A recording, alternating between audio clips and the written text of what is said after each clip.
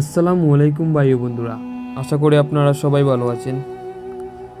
আমাদের মনে একটি প্রশ্ন রয়েই যায় যে আমাদের পৃথিবীটা, এই ব্রহ্মাণ্ড, আকাশ, জমিন, পাতাল এগুলো কিভাবে সৃষ্টি হয়েছে, কখন সৃষ্টি হয়েছে, আর এইগুলোর সৃষ্টির মূল কারণটাই কি, আর কবে এইগুলো সৃষ্টি হয়েছে।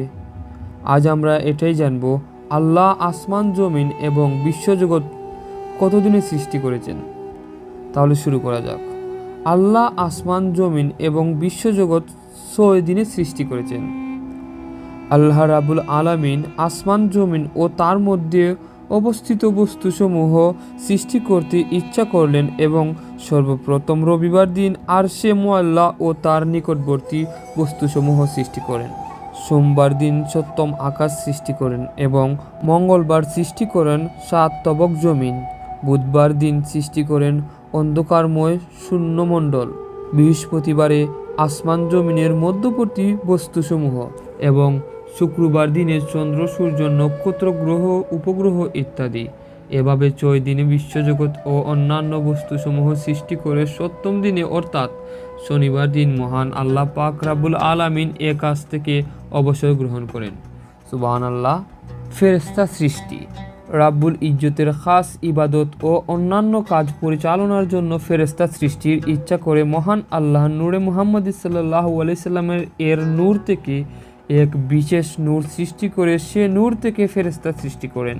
অগণিত অসংখ্য ফেরেশতা সৃষ্টির পর আদেশ করেন, তোমরা এখন থেকে আমার ইবাদতে মশগুল হয়ে যাও। সেই সাথে কতগুলোকে ভিন্ন দায়িত্ব সম্পাদনের জন্য নিয়োজিত করা হয়েছে এবং ফেরেশতাদের ভিন্ন আকৃতিতে সৃষ্টি করা হয়েছে। কাউকে গরু আকৃতিতে, কাউকে শকুনি, আবার কাউকে সাপের চেহারা সৃষ্টি করা হয়েছে। সৃষ্টি হওয়া মাত্র আল্লাহ তাআলার আদেশে তারা প্রভুর ইবাদতে নিমগ্ন হয়েছে। কেউ দণ্ডাময় অবস্থায়, কেউ সিজদা অবস্থায়, আবার কেউ বসা অবস্থায় ইবাদতের মন দিলেন।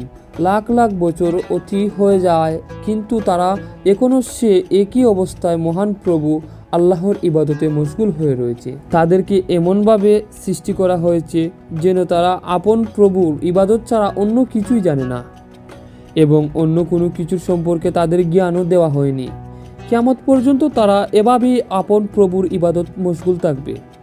এভাবে শত কোটি বছর ধরে তারা আল্লাহর ইবাদত মশগুল থাকার পর কিয়ামত অনুষ্ঠিত হবে, তা দেখে তারা অত্যন্ত ভীত হয়ে আফসোস করতে থাকবে, আল্লাহর শানে ফরিয়াদ করতে থাকবে, ও হে মাবুদ, জানি না আমরা তোমার ইবাদত ঠিক মতো করেছি কিনা, না জানি কোনো কারণে তুমি আমাদের উপর অসন্তুষ্ট হয়েছ কিনা, আমরা তোমার ইচ্ছা অনুসারে ইবাদত করতে পারিনি মাবুদ, তুমি আমাদের অক্ষমতা জনিত অপরাধ ক্ষমা করে দিও।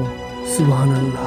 আমাদের মানব জাতির যদি বিন্দু মাত্র কিয়ামত সম্পর্কে ধারণা থাকতো, কিয়ামত নিয়ে ভয় থাকতো, মৃত্যু নিয়ে ভয় থাকতো, তাহলে আমরা এভাবে চলাফেরা করতাম না, এভাবে অশ্লীল আচরণ করতাম না, রাস্তায় আমরা পোশাকের স্বাধীনতা নিয়ে বের হতাম না। আল্লাহ আমাদের সবাইকে মাফ করো। আল্লাহ হাফিজ।